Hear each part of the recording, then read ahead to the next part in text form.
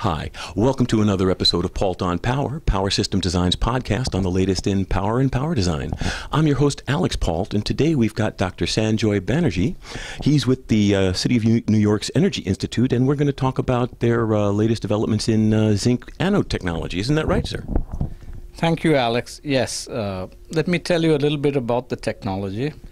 As you know, zinc has been widely used in batteries before, and the issue really has been that it's hard to make a rechargeable battery out of zinc because zinc, when it plates, forms dendrites.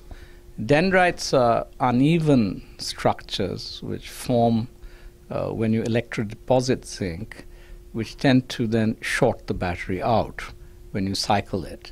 So most zinc anode batteries are not rechargeable. There are some which are, but they don't have a long life.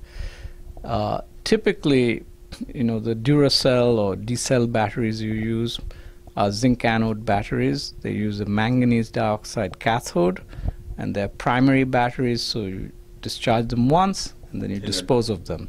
Similarly, the zinc air batteries that you use in hearing aids or watches, they also basically are used to discharge once and then they're disposed of. What about the zinc reflow technologies? They're not quite batteries, but they're in the same ballpark, correct? Yeah, so it depends how you want to classify them. They're somewhere between a fuel cell and a battery. Nonetheless, these batteries are pretty bulky. They store the electrolyte somewhere else, and then they pump it through a power unit, and the electrolyte then goes through there are two electrolytes usually, which goes through a redox reaction and then produces power.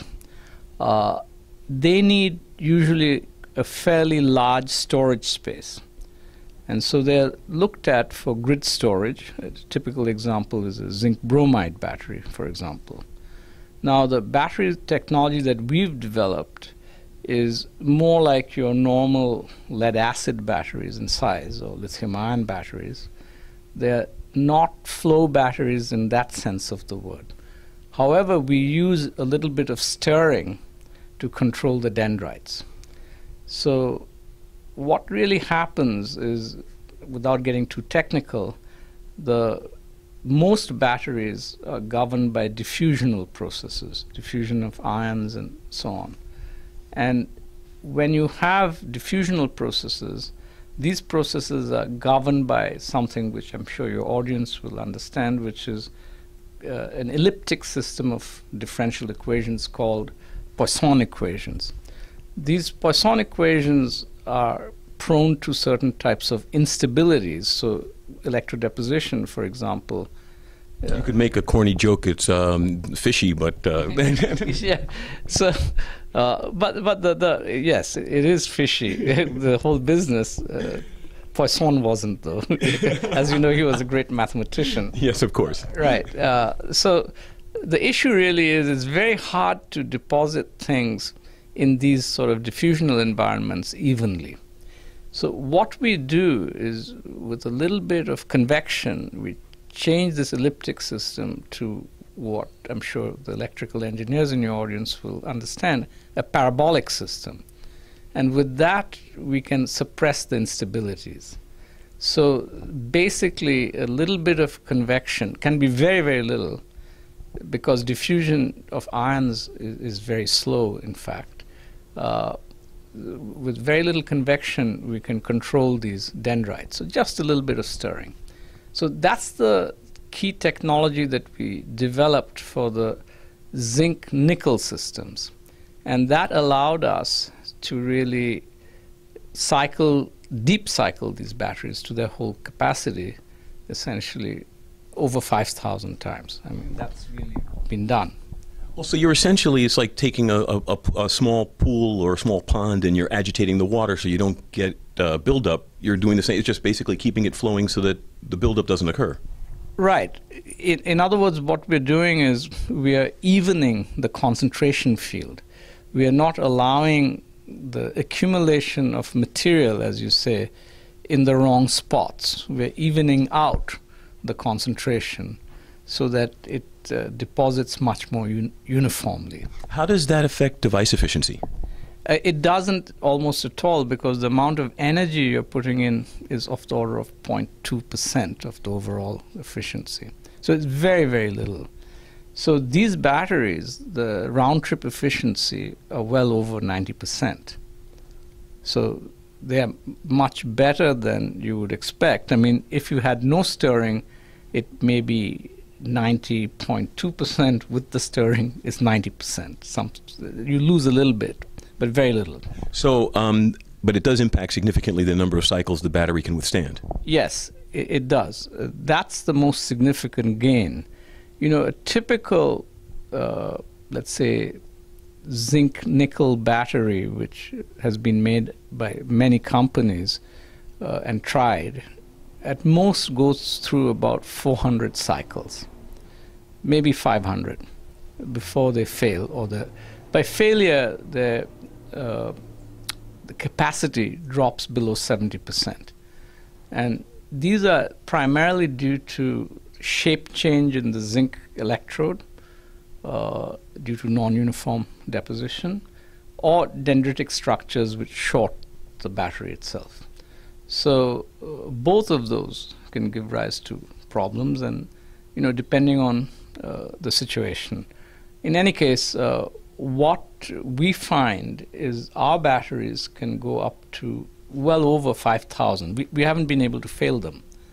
So in fact, we've made significant sized batteries. We have a 30 kilowatt hour string down in the basement, which is 31 kilowatt hour batteries, significant size, which are in a string, and they've been cycling since last May. Going through. That's quite impressive. Yeah, going through 2 or 3 cycles a day. Okay, and we are just in the process of throwing the switch on a 200 kilowatt hour system, also in the basement of this building, which actually has been built by a spin-off company, which we spun off, called Urban Electric Power. Urban Electric Power licensed our technology, with an arrangement with the university. It has its own investors and all that sort of stuff, and they are manufacturing. So the 200 kilowatt hour string that's being installed in the basement is manufactured by Urban Electric Power, installed by them. It's been funded by Consolidated Edison, paid for it, and the hookup to the grid has been done by New York Power Authority, NYPA. So this is a completely integrated approach. Yeah, it's completely, and at some point, if any of your viewers are interested, we'd be happy to show them. Come by, contact me. What's the URL? The CUNY Energy Institute URL is cuny.edu/energy. Okay, just put in CUNY Energy Institute and it'll be there. Urban Electric Power, the URL is urbanelectricpower.com. Just all one word, urbanelectricpower.com.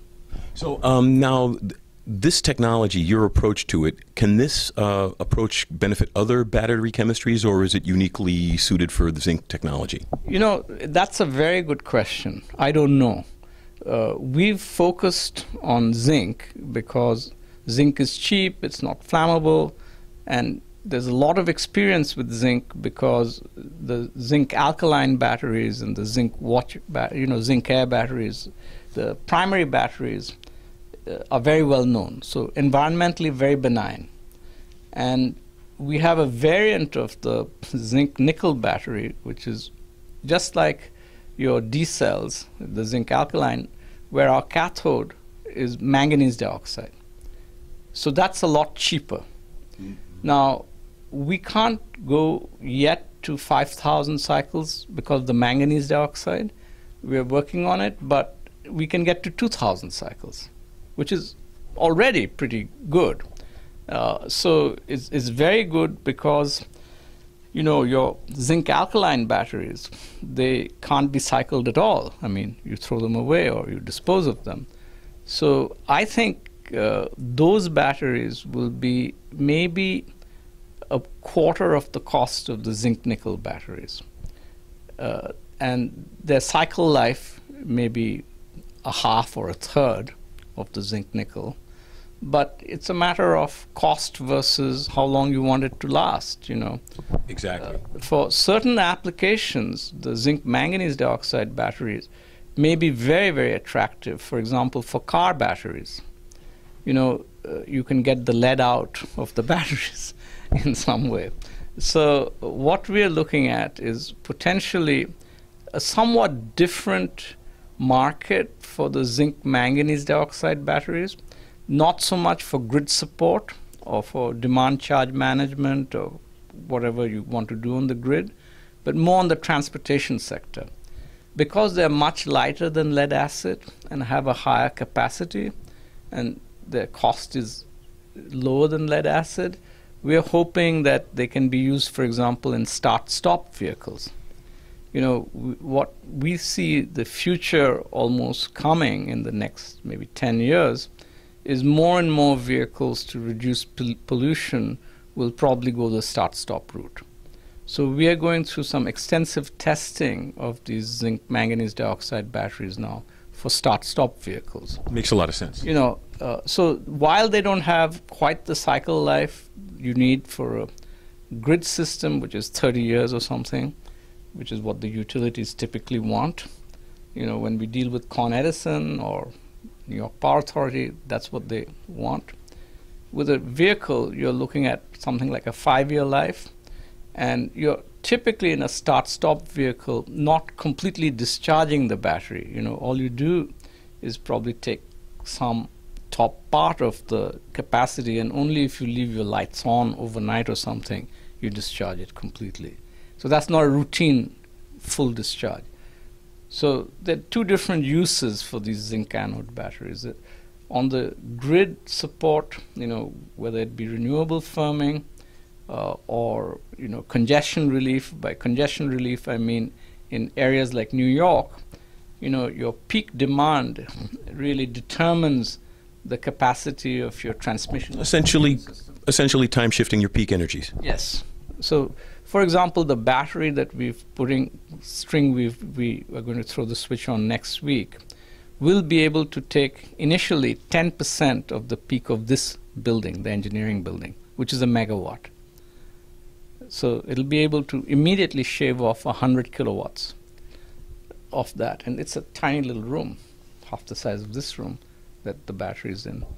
And then later on, we're going to just keep the batteries the same, but upgrade the inverter and take it to 200 kilowatts. So that'll be able to take 20% of the peak of this building. Now, just to give you an idea, we typically in the winter pay a little bit more than $50 per kilowatt per month, you know, for the peak. So in the winter, $200 kilowatts is 50 times 200 per month, whatever that comes to, $10,000 roughly in the winter. In the summer, it's actually, sorry, I got it the wrong way around. 50 is in the summer, the peak 3 months, and the rest of the year, it's a little bit above 20. So in the summer, we would save about $10,000 a month with the 200 kilowatt system for this building. And in the winter, we would save about half that. That's still good savings or savings. You know, so now the battery system, Con Edison, as I said, paid for it, is going to cost us about $200,000. You know, that's what we've been paid. And the hookup has cost, you know, with the permitting and all the inverters and stuff, another 30%, 50% of that. So, which NIPA has paid for.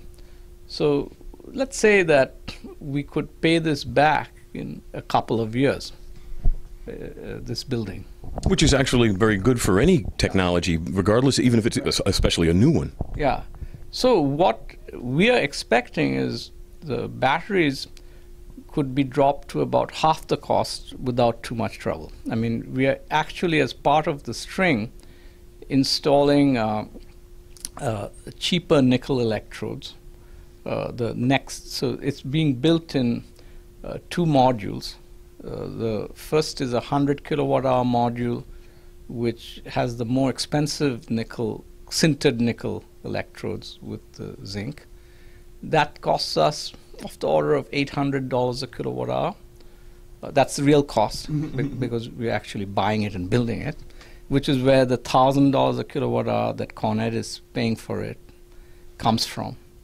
Okay, so with the boxes and stuff, it hookups, it comes to about that. There's no profit. I mean, this is just. But with the $400 a kilowatt hour, with the changed nickel electrodes, which we will be using what is called fiber nickel, which is showing very good performance. So we've been testing this for a few months now. So that cost will drop to about $400 to $500 a kilowatt hour. That's quite impressive. Yeah, that's very, very impressive. We are very hopeful that this technology will be cost effective, and it's got a long cycle life. And the great advantage of this technology is the power draw. I mean, it's not just the energy capacity, but the rate at which you can remove the energy is very important. So we can, in battery jargon, operate these batteries at what is called 2C, which means we can discharge their full capacity in half an hour. Okay, which is really, and continue to cycle it. So it's pretty impressive for a battery. Yeah, it is, because for especially a battery of this type, lithium-ion batteries, you can discharge them very rapidly, but they tend to heat up when you do that. And they have other problems, because when they heat up, you have the potential for what is called a thermal runaway. You know what happened with a lot of these batteries, because they can catch fire in this thermal runaway. Once they get above a certain temperature, then there is the chemical reaction goes out of control, and so you have to cool it, or it'll just take off. And this technology does not have that weakness at all. Doesn't have that, no. I can go into the technical details, but it's mass transfer limited, so it doesn't go into that sort of a runaway. It's not reaction rate limited. You see, so most reactions, I'm a chemical engineer, I can't resist, are what are called Arrhenius reactions. So they have they're sort of an exponential term in which there's temperature. So each 5 degrees above certain temperatures, the reaction rate roughly doubles. See, that's why they go what is called autocatalytic. Okay, now if you are talking about a battery like ours, which is mass transfer limited, convection diffusion limited, temperature has a much lower effect on it. So you cannot go into the same sort of runaway. Well, that is excellent. Are there any last thoughts, Dr. Banerjee, that you wanted to leave our audience before we closed out this episode? Yeah, I think that what is really interesting, because I'm a professor, is that batteries probably are at the same stage of development now in terms of materials problems, which we were in the semiconductor business maybe 20 years ago. I think we're going to see a lot of really interesting things happen at the materials level. And really, the reason we've been very successful with the manganese dioxide battery is we've figured out how to cycle the manganese dioxide crystal. Besides the zinc dendrite problem, the real issue with the manganese dioxide has always been that the manganese dioxide itself doesn't cycle very well. So you've got to sort of freeze certain defect structures within that crystal structure in order to give channels for the protons to get in and out. Okay, and if you block those channels, the capacity of the batteries fade. So the real issue is, how do you keep the channels open? So I think there's really interesting material science and chemistry to be done and we are just at the beginning of this because we've got really wonderful tools to look at it now. We're using a lot of the beam lines at Brookhaven to probe the fundamental crystal structures, a lot of the scanning, tunneling microscopes. So we work very closely with Brookhaven National Labs. Well, then definitely we're going to have to come back and check up on your progress in a few months and see how you're doing. Absolutely, absolutely, yeah. Well, thank you very much, Dr. Banerjee, for taking the time to be with us today. Thank you. And I'd like to thank everybody out there in the audience for taking the time to be with us. We wouldn't be here without you. Tell your friends. This is Alix Paultre for Paultre on Power. Have a great day.